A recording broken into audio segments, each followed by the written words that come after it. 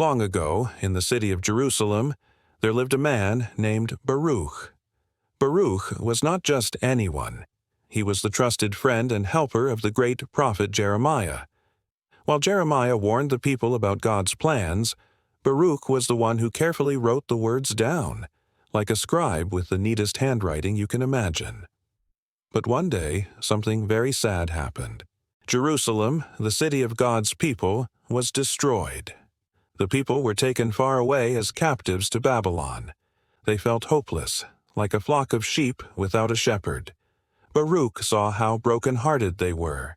Mothers missed their homes, children cried for their playgrounds, and fathers sighed when they remembered the beautiful temple of God, now gone. Baruch felt their pain deeply. But instead of giving up, he did something special.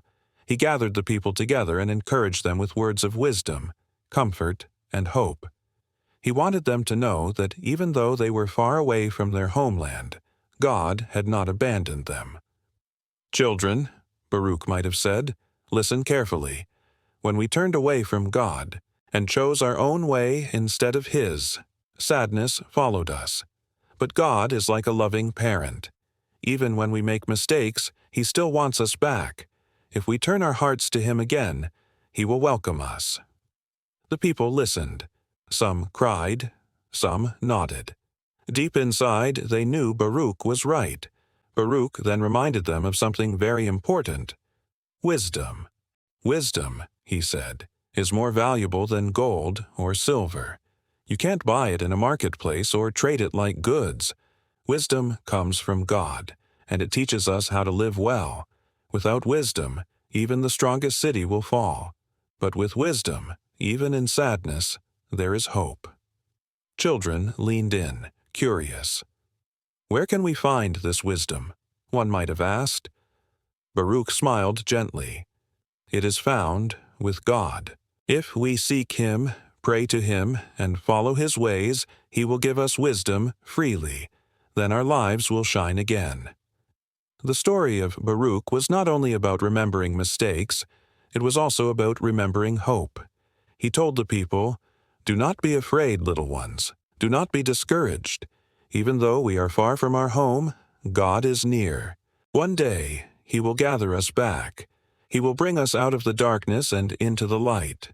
Our tears will be dried, and our hearts will rejoice again." When the people heard these words, it was as if a candle had been lit in a dark room. Their sadness did not disappear right away, but they had something precious again: hope. Baruch also reminded them of their ancestors, like Abraham, Isaac, Jacob, and Moses, who trusted God even when times were hard. "Remember," he said, "they were not perfect either.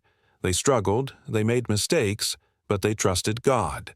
And God kept His promises. He will keep His promises to us, too." As days turned into months, and months into years, Baruch's words lived in the hearts of the people. They began to pray more, to teach their children about God's love, and to look forward to the day when they would return home. And do you know what happened? Years later, God's promise came true. The people of Israel were allowed to return to their beloved Jerusalem. They rebuilt their city, restored their temple, and remembered the lessons Baruch had shared. Baruch's story teaches us a few wonderful lessons, even for children today. 1. Even in sadness, there is hope. Sometimes things happen that make us feel lost or alone. But God never forgets us.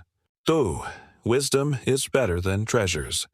Toys, coins, and shiny things may be fun, but true wisdom, knowing how to love, forgive, and follow God, lasts forever. 3. God welcomes us back.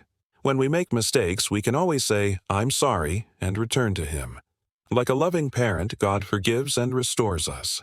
So, the next time you feel sad or far from home, remember Baruch's words. "Take courage, my children. Call on God, and He will answer. Seek wisdom, and your hearts will shine again." And who knows, maybe, like the children who listened to Baruch long ago, you too will carry the light of hope wherever you go. The end morale of the story. No matter where we are or what happens, God's wisdom and love can guide us back to joy. If this story touched your heart, please like, share, and subscribe to Rabbit's Foot Tales for more inspiring children's Bible stories and lessons of hope.